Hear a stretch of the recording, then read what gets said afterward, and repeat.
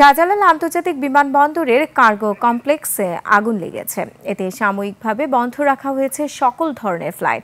ঢাকায় আসা উড়োজাহাজগুলোকে চট্টগ্রাম ও সিলেটে বিমান অবতরণের নির্দেশনা দেওয়া হয়েছে।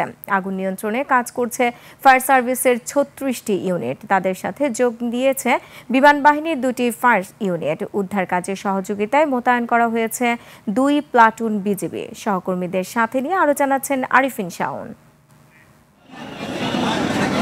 দুপুর ১:২টার দিকে শাহজালাল আন্তর্জাতিক বিমানবন্দরে কার্গো ভিলেজের এক অংশে আগুন লাগে। এখানে আমদানি করা পণ্য মজুত করা রয়েছে। ঘটনার পরপরই বিমানবন্দর ফায়ার সেকশন কাজ শুরু করে। তাদের সাথে যোগ দেয় বিমান বাহিনীর ২টি ফায়ার ইউনিট। আগুন নিয়ন্ত্রণে কাজ করছে ফায়ার সার্ভিস। বন্ধ রয়েছে সকল ধরনের ফ্লাইট চলাচল।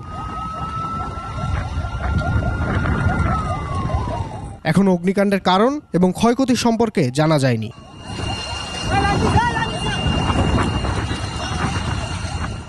আরিফিন শাওন, ২১ টেলিভিশন, ঢাকা।